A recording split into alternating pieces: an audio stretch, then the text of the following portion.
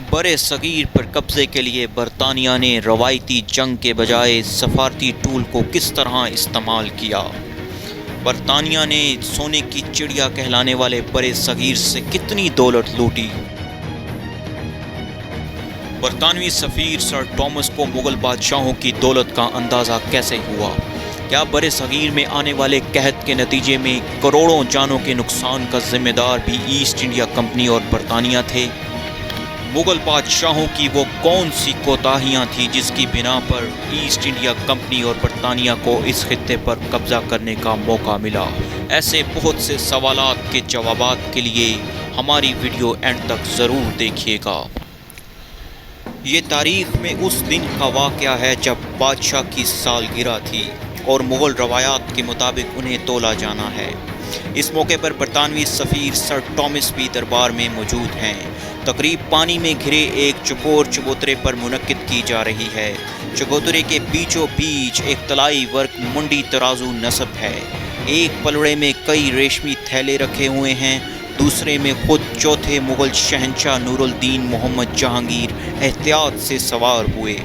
بھاری لبادوں، تاج اور زر و جواہر سمیت شہنشاہ جہانگیر کا وزن تقریباً 250 پاؤنڈ نکلا۔ ایک پلڑے میں ذل الہی متمکن رہے، دوسرے میں رکھے ریشمی تھیلے باری باری تبدیل کیے جاتے رہے۔ پہلے مغل بادشاہ کو چاندی کے سکوں سے تولا گیا جو فوراً ہی غریبوں میں تقسیم کر دیے گئے۔ اس کے بعد سونے کی باری آئی، پھر جواہرات، بعد میں ریشم اور آخر میں دوسرے بیش قیمت اجناس سے بادشاہ سلامت کے وزن کا تقابل کیا گیا۔ یہ وہ منظر ہے جو آج سے تقریباً ٹھیک 400 سال قبل مغل شہنشاہ نور الدین محمد جہانگیر کے دربار میں انگریز سفیر سر ٹامس نے دیکھا اور اپنی ڈائری میں قلم بند کر لیا۔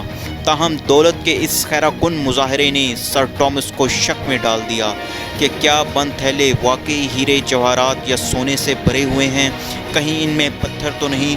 سوال یہ ہے کہ ایک دور دراز کے چھوٹے سے جزیرے پر مشتمل ملک کا سفیر اس وقت ہندوستان میں کیا کر رہا تھا؟ دراصل سر ٹامس ایک خاص مشن پر ہندوستان آئے تھے۔ ان کی کوشش تھی کہ وہ کسی نہ کسی طرح جہانگیر سے ایک معاہدے پر دستخط کروا لیں جس کے تحت ایک چھوٹی سی برطانوی کمپنی کو ہندوستان میں تجارتی حقوق حاصل ہو جائیں۔ لیکن جیسا کہ سر ٹامس کی طویل ڈائری سے پتہ چلتا ہے، یہ کام اتنا آسان نہیں ثابت ہوا اور اس سلسلے میں محنتی انگریز سفیر کو سخت پاپڑ بیلنا پڑے۔ اس کی وجہ یہ تھی کہ مغل شہنشاہ پوری دنیا میں صرف ایران کے صفوی بادشاہ اور عثمانی خلیفہ کو اپنے مد مقابل سمجھتے تھے۔ اس کی نظر میں انگلستان ایک چھوٹا سا بے وقت جزیرہ تھا۔ اس کے کسی معمولی بادشاہ کے ساتھ برابری کی سطح پر معاہدہ کرنا ان کی شان کے خلاف تھا۔ تاہم سر ٹامس نے ہمت نہیں ہاری اور وہ 3 سال کی انتھک محنت، سفارتی داؤ پیچ اور تحفے تحائف دے کر جہانگیر سے تو نہیں، البتہ ولی عہد شاہ جہاں سے آج سے ٹھیک 400 برس قبل اگست 1618 میں ایک معاہدے پر دستخط کروانے میں کامیاب ہو گئے، جس کے تحت اس کمپنی کو صورت میں کھول کر کاروبار کرنے کا اجازت نامہ مل گیا۔ اس کمپنی کا نام ایسٹ انڈیا کمپنی تھا اور یہ واقعی اس کی تاریخ میں سنگ میل کی حیثیت رکھتا ہے۔ یہ پہلا موقع تھا کہ مغل حکومت نے براہ راست ایک یورپی ملک کے ساتھ باقاعدہ تجارتی معاہدہ کر کے اس کی ایک کمپنی کو میراث دی تھی اور یوں اسے ہندوستان میں قدم جمانے کا پروانہ مل گیا تھا۔ یہ کچھ ایسا ہی واقعہ تھا جیسے مشہور کہانی کے اونٹ کو بدو نے اپنے خیمے میں سر داخل کرنے کی اجازت دے دی تھی۔ سر ٹامس کو جہانگیر کے ساتھ دوسرے پلڑے میں تلنے والی دولت پر یقین کرنے میں حیرت تو ضرور ہوئی تھی، لیکن ان کے طے کردہ معاہدے کے نتیجے میں برطانیہ اگلے 350 برسوں میں ہندوستان سے جو دولت سمیٹ کر لے گیا، اس کے بارے میں ماہرین معاشیات نے کچھ تخمینے لگانے کی کوشش ضرور کی ہے۔ اس کا ذکر آگے چل کر آئے گا۔ پہلے یہ دیکھتے ہیں کہ ایسٹ انڈیا کمپنی اور برطانوی راج کے ہندوستان پر اقتدار کے دوسرے اثرات کیا مرتب ہوئے، جو محض دولت لوٹنے سے کہیں زیادہ بھیانک تھے۔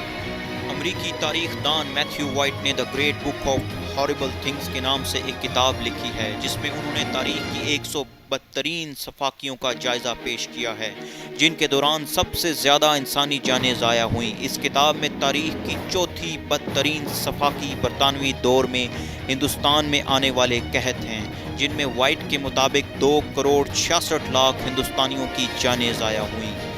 اس تعداد میں وائٹ نے دوسرے جنگ عظیم کے دوران بنگال میں آنے والے قحط کو شمار نہیں کیا، جس میں 30 سے 50 لاکھ کے قریب لوگ مارے گئے تھے۔ اگر اس قحط کو بھی شامل کر لیا جائے تو ایسٹ انڈیا کمپنی اور بعد میں برطانیہ کی براہ راست حکومت کے دوران 3 کروڑ کے قریب ہندوستانی قحط کے باعث جان سے ہاتھ دھو بیٹھے۔ ہندوستان کا شمار دنیا کے سب سے زرخیز خطوں میں ہوتا تھا اور اب بھی ہوتا ہے، پھر اتنے لوگ کیوں بھوکے مر گئے؟ وائٹ نے ان قحطوں کی وجہ تجارتی استحصال قرار دی ہے۔ اس اجمال کی تفصیل کے لیے ہم صرف ایک قحط کا ذکر کرتے ہیں جو 1769 میں بنگال ہی میں آیا تھا۔ نوبیل انعام یافتہ ماہر معاشیات امریتا سین نے اس قحط میں ہونے والی اموات کی تعداد 1 کروڑ بتائی ہے۔ اس دور کا ایک منظر ایک انگریز ہی کی زبانی دیکھیے۔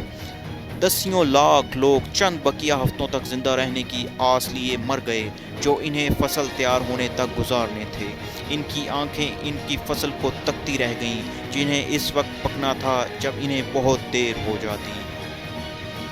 فصلیں تو اپنے وقت پر تیار ہوئیں لیکن اس وقت تک واقعی بہت دیر ہو چکی تھی۔ 1769 کی یہی کہانی پونے 200 سال بعد ایک بار پھر مشرقی بنگال میں دہرائی گئی۔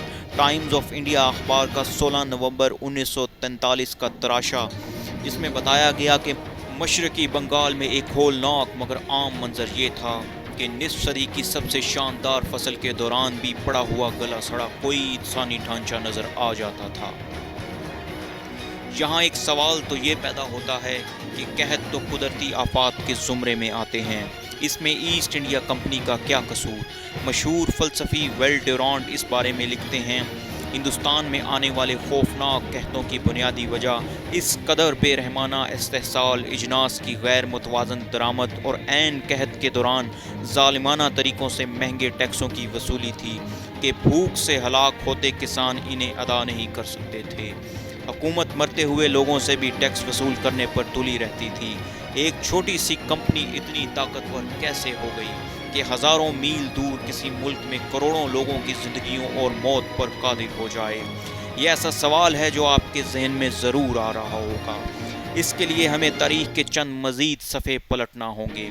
1498 میں پرتگیزی مہم جو واسکو ڈے گاما نے افریقہ کے جنوبی کونے سے راستہ ڈھونڈ کر ہندوستان کو سمندری راستے کے ذریعے یورپ سے منسلک کر دیا تھا، آنے والے عشروں کے دوران دھونس، دھمکی اور دنگا فساد کے حربے استعمال کر کے پرتگیزی بحر ہند کی تمام تر تجارت پر قابض ہو گئے اور دیکھتے ہی دیکھتے پرتگال کی قسمت کا سورج نصف آسمان پر جگمگانے لگا۔ ان کی دیکھا دیکھی ولندیزی بھی اپنے دو برادر بحری جہاز لے کے بحر ہند میں آ دھمکے اور دونوں ملکوں کے درمیان جنگ ہونے لگی۔ انگلستان یہ سارا کھیل بڑے غور سے دیکھ رہا تھا، بھلا وہ اس دوڑ میں کیوں پیچھے رہ جاتا؟ چنانچہ ملکہ الزبتھ نے ان دو ملکوں کے نقش قدم پر چلتے ہوئے دسمبر 1600 میں ایسٹ انڈیا کمپنی قائم کروا کر اسے ایشیا کے ملکوں کے ساتھ تجارت کا اجازت نامہ جاری کر دیا۔ لیکن انگریزوں نے ایک کام کیا جو ان سے پہلے آنے والے دو یورپی ملکوں سے نہیں ہو سکتا تھا۔ انہوں نے صرف جنگ آمیز تجارت پر ساری توانائیاں صرف نہیں کی بلکہ سفارت کاری پر بھی بھرپور توجہ دی۔ یہی وجہ ہے کہ انہوں نے ٹامس جیسے منجے ہوئے سفارتکار کو ہندوستان بھیجا تاکہ وہ ایسٹ انڈیا کمپنی کے لیے بند دروازے کھول دے۔ مغلوں کی طرف سے پروانہ ملنے کے بعد انگریزوں نے ہندوستان کے مختلف ساحلی شہروں میں ایک کے بعد ایک تجارتی اڈہ قائم کرنا شروع کر دیا۔ ان فیکٹریوں سے انہوں نے مسالہ جات، ریشم اور دوسری مصنوعات کی تجارت شروع کر دی، جس میں انہیں زبردست فائدہ تو ہوتا رہا لیکن جلد ہی معاملہ محض تجارت سے آگے بڑھ گیا۔ چونکہ ایسٹ انڈیا کمپنی کی دوسرے یورپی ممالکوں سے اکثر جنگیں چلتی رہتی تھی اور یہ ایک دوسرے کا مال لوٹنے میں کوئی آر محسوس نہیں کرتے تھے، اس لیے انگریزوں نے اپنی فیکٹریوں میں بڑی تعداد میں مقامی سپاہی بھرتی کرنے شروع کر دیے۔ زیادہ وقت نہیں گزرا کہ یہ فیکٹریاں پھیل کر قلعوں اور چھاؤنیوں کی شکل اختیار کرنے لگیں۔ جب کمپنی کی فوجی اور مالی حالت مضبوط ہوئی تو اس کے اہلکار مقامی ریاستوں کے آپسی لڑائی جھگڑوں میں ملوث ہونے لگے۔ کسی راجے کو سپاہیوں کے دستے بھجوا دیے، کسی نواب کو اپنے حریف کو زیر کرنے کے لیے توپیں دے دی۔ तो किसी को सख्त ज़रूरत के वक्त पैसा उधार दे दिया। इस जोड़ तोड़ के ज़रिए उन्होंने रफ्ता रफ्ता अपने पंजे साहिली इलाकों से दूर तक फैला दिए। मुसलसल फैलाव के इस सफ़र में सबसे अहम मोड़ 1757 में लड़ी जाने वाली जंगे प्लासी है। इस वीडियो का बकिया हिस्सा देखने के लिए हमारे चैनल को सब्सक्राइब ज़रूर कीजिएगा।